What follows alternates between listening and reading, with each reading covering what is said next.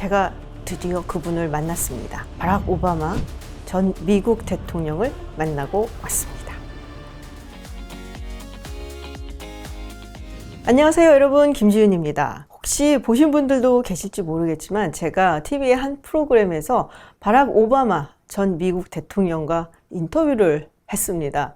굉장히 긴장했었는데요. 아무래도 세계 최강국 미국의 전 대통령이었고 지금도 아주 큰 영향력을 미치고 있는 인물이라고 할 수가 있죠. 인터뷰 자체는 워낙에 많은 인터뷰를 했었던 인물이다 보니까 굉장히 편하게 해줘서 저도 아주 편하게 임할 수는 있었는데요. 그래서 오늘은 오바마 대통령에 대한 이야기를 조금 나눠볼까 합니다. 다들 아시다시피 오바마 대통령의 생부는 케냐에서 온 유학생이었죠. 그리고 어머니는 백인 여성이었습니다. 당시에 어머니 가족이 하와이로 ом겨갔고 그리고 거기서 오바마 대통령의 아버지와 만나서 사랑에 빠지게 되고 그리고 결혼을 했습니다. 그게 참 대단한 일이었던 게 1960년 즈음이라면은 이 다른 인종 간의 결혼을 금지하는 주의 수도 꽤 많을 때였습니다. 흑인 남성과 백인 여성이 결혼하는 것이 그렇게 받아들여지던 시기는 아니었다라는 거죠. 근데 두 사람이 행복하게 살진 못했어요. 오바마 대통령이 2살 때 아버지와 어머니가 이혼을 했고요. 그리고 나서 이 어머니는 인도네시아에서 온 유학생과 다시 재혼을 합니다. 그래서 그 덕분에 오바마 대통령이 인도네시아에 가서 약간의 시간을 보내고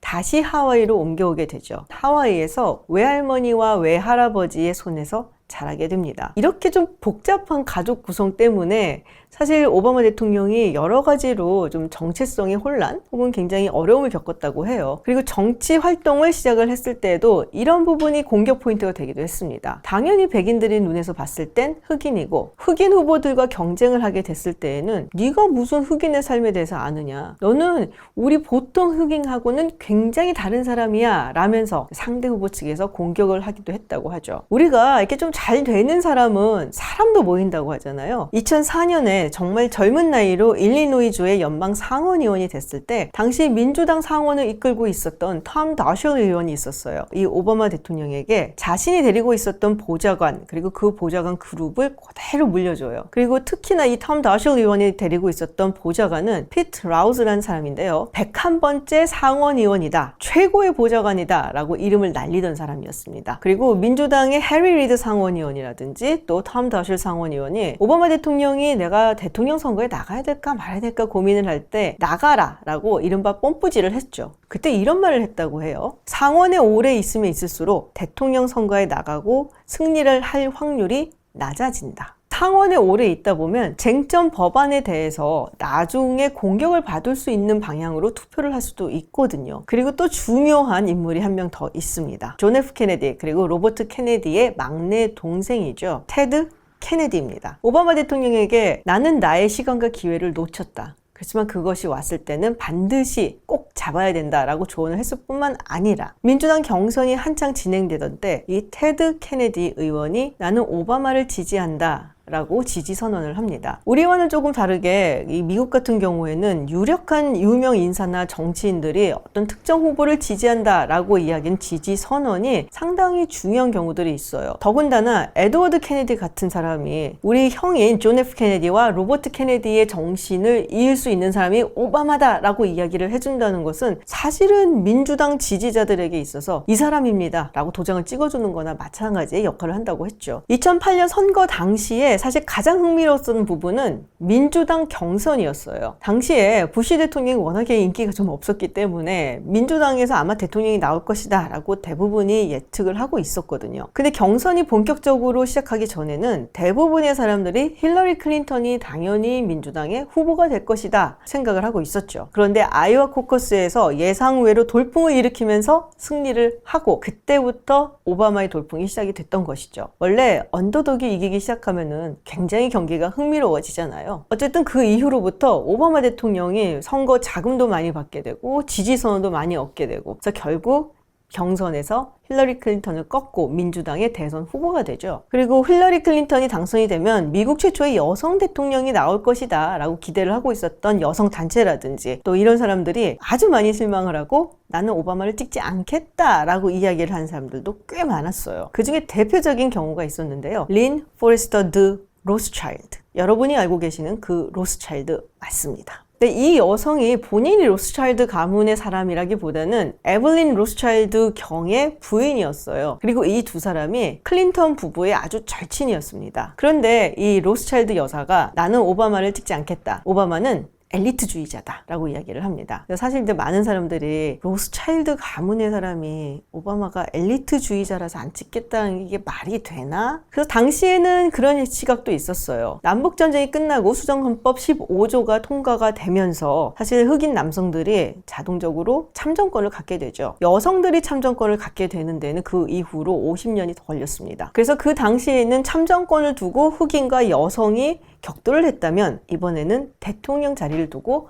흑인과 여성이 격돌을 했다라는 이야기를 한 사람들도 많았습니다. 사실 오바마 대통령의 캠페인을 보면은 상당히 감성적인 부분이 많았거든요. 기억들을 하시겠지만 뭐 Yes we can이라든지 Hope, 뭐 Change 이런 막 가슴 떨리는 단어들을 막 내놓고 했었는데 캠페인 전략 자체는 감성보다는 훨씬 더 분석적인 부분에 치중을 했습니다. 뭐 많이들 들어들 보셨을 거예요. 마이크로 타겟팅이라고 하는 그런 방법을 도입을 했었고 빅데이터를 이용한 분석 그리고 그것에 기반한 선거 전략을 아주 촘촘하고 꼼꼼하게 짰다고 볼 수가 있죠. 선거 캠페인이 아주 새로운 장을 열었다라고 평가를 하는 경우가 많습니다. 특히나 2012년 재선 때는 그야말로 SNS가 본격적으로 쓰이기 시작을 했죠. 오바마 선거 캠프에서도 아주 훌륭한 전략가들이 있었죠. 뭐 데이비 악셀로드라든지 짐 메시나 같은 인물들이 있는데요. 흥미로운 거는 이 사람들이 2015년에 영국 총선에서 활약을 하게 된다는 사실입니다. 데이빗 악셀로드 같은 경우는 에드 밀리번드가 이끄는 영국 노동당을 위해서 캠프 전략을 짜주고 그리고 짐 메시나 같은 경우는 데이빗 캐머런 총리가 이끌던 보수당의 선거 전략을 담당을 했었죠.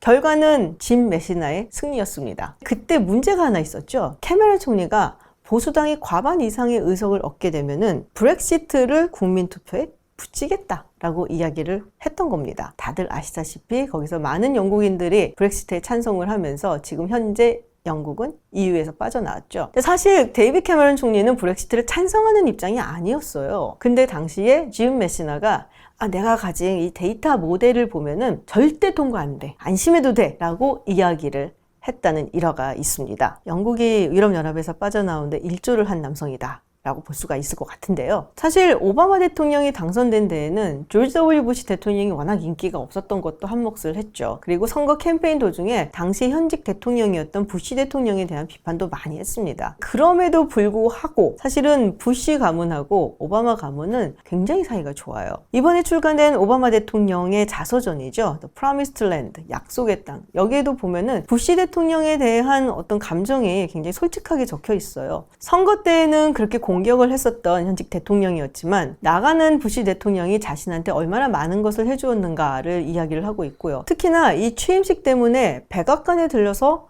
부시 대통령 내외와 인사를 하고 그리고 함께 의회로 옮겨가는데 길거리에 부시 대통령을 비난하는 그 피켓을 들고 있는 사람들을 봅니다. 그러면서 오바마 대통령이 매우 화가 났다라고 기술을 하고 있어요. 이제 떠나가는 대통령에게 어찌됐건 수고했다는 말을 해줄 것이지 왜 오늘 같은 날까지 저런 피켓을 들고 있을까? 부시 대통령도 마찬가지였어요. 한 인터뷰에서 후임이 된 대통령을 비판하고 싶은 순간이 있지 않았냐? 라는 질문을 합니다. 부시 대통령이 웃으면서 이게 뭐 내가 일도 아니고 이제는 뭐 내가 뭔 상관이야? 라는 식으로 대답을 합니다. 그러면서 만약에 내가 그랬으면 미셸하고 이렇게 친구가 되지 못했지 라고 말했던 기억이 나요. 오바마 대통령뿐 아니라 사실 빌 클린턴 대통령도 아버지 부시 대통령하고 굉장히 사이가 좋았죠. 그래서 같이 다니는 모습들이 많이 목격도 됐고 또 스포츠 경기를 같이 구경하는 경우도 있었고요. 그리고 2017년에는 조지 W 부시 대통령, 빌 클린턴 대통령 그리고 오바마 대통령 이 세 명이 함께 골프 경기를 보러 와서 사진이 찍히는 경우도 있었습니다. 그리고 미국 대통령들한테는 나가는 대통령이 새로 들어오는 대통령에게 편지를 남겨주는 전통이 있죠. 사실 저는 가장 인상적이었던 편지가 아버지 부시 대통령이 빌 클린턴 전 대통령한테 남겨준 편지였어요. 짧은 편지인데 마지막 부분에 이런 글이 있어요. 이 편지를 읽을 때쯤에 당신은 아마 우리의 대통령이 되어 있을 겁니다. 당신의 성공이 미국의 성공입니다. 나는 당신을 열렬하게 응원하겠습니다.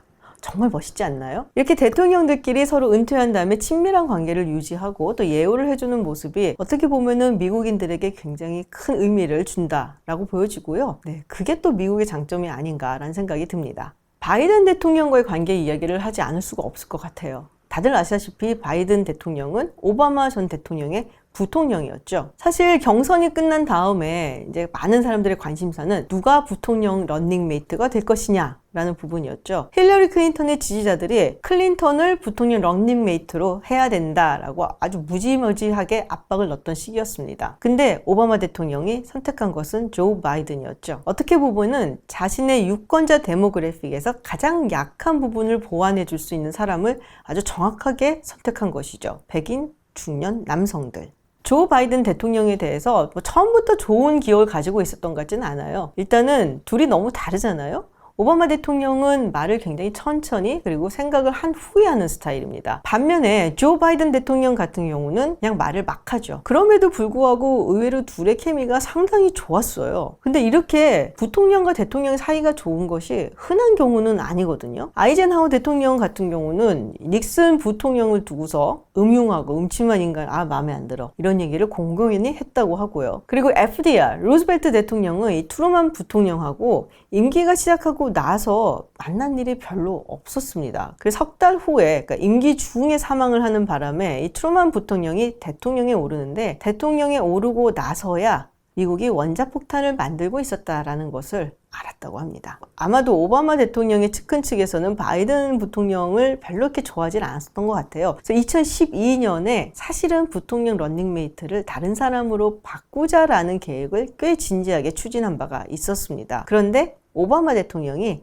바이든 부통령을 고수를 했었던 것이죠. 하지만 오바마 대통령이 그렇게 항상 마음이 좋고 그런 사람은 아니에요. 어떻게 보면은 좀 냉정하다, 그리고 지나치게 이성적이다 라는 평가를 듣는 인물인데요. 2016년 대통령 선거 때 그런 부분이 드러납니다. 사실 2015년은 조 바이든 대통령에게 굉장히 어렵고 힘든 한 해였죠. 자신의 첫째 아들인 보 바이든이 뇌종양으로 세상을 뜨게 됩니다. 이 보 바이든이 델라웨어주의 검찰총장을 지내던 인물이었어요. 그리고 원래는 2016년에 델라웨어주의 주지사 선거에 나갈 계획을 하고 있었다고 합니다. 자, 이렇게 딱 트랙을 보시면은 정말로 정점으로 가는 정치인의 아주 올바른 트랙을 걷고 있었던 인물이라고 할 수 있죠. 실제로 조 바이든 같은 경우도 바이든 집안의 모든 정치적인 자산은 보 바이든에게 물려줄 것이다 라고 결심을 하고 있었었고요. 둘째 아들인 헌터 바이든하고는 상당히 다른 엄친아였다라고 봐도 좋습니다. 그런데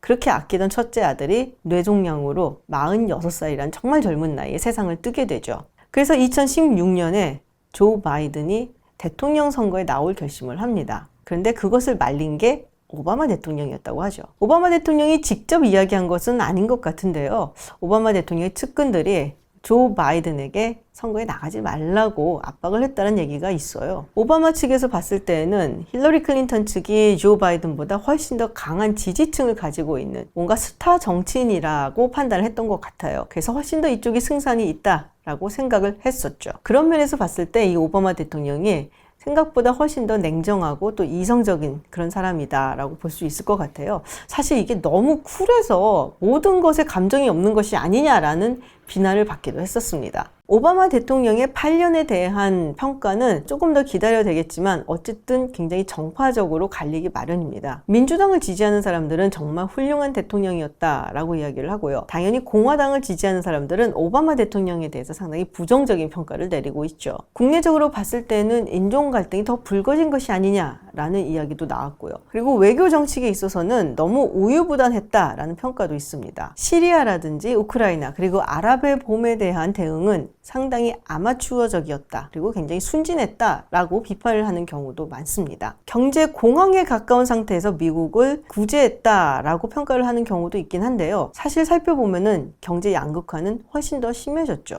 그런 면에서 봤을 때 우리나라에서 이른바 강남 좌파라고 말하는 리무진 좌파 혹은 칵테일 좌파의 정말 진면목을 보여줬다라면서 맹비난을 하는 경우도 있습니다. 하지만 퇴임할 당시의 지지율은 정말 엄청났죠. 그리고 오바마 대통령은 해외에서도 인기가 꽤 많았어요. 그리고 퇴임 후에도 여러 가지 다양한 활동을 하고 있고 또 준비를 하고 있는데요. 역대 대통령 평가에서 이번에 오바마 대통령이 10위에 올랐었죠. 상당히 좋은 평가를 받았다고 생각을 합니다. 오바마 대통령을 인터뷰를 해보고 나니까 많은 사람들이 물어보더라고요. 다음에는 누구를 한번 인터뷰를 해보고 싶냐? 저는 해볼 수 있다면 딱 두 명이 생각이 났어요. 한 명은 트럼프 대통령입니다. 사실 트럼프 대통령이 굉장히 거칠게 보이기는 하는데 그렇지 않다는 얘기가 많아요. 그래서 트럼프 대통령을 한번 인터뷰를 해보고 싶다라는 생각이 들고요. 그리고 러시아의 푸틴 대통령을 한번 만나보고 싶다라는 생각이 들었습니다. 푸틴 대통령님, 1시간도 기다릴 수 있습니다. 연락만 주세요. 네, 오늘 김지윤의 지식플레이 오바마 대통령에 대한 이야기를 해봤고요. 다음에 또 재밌는 이야기로 찾아오겠습니다. 고맙습니다.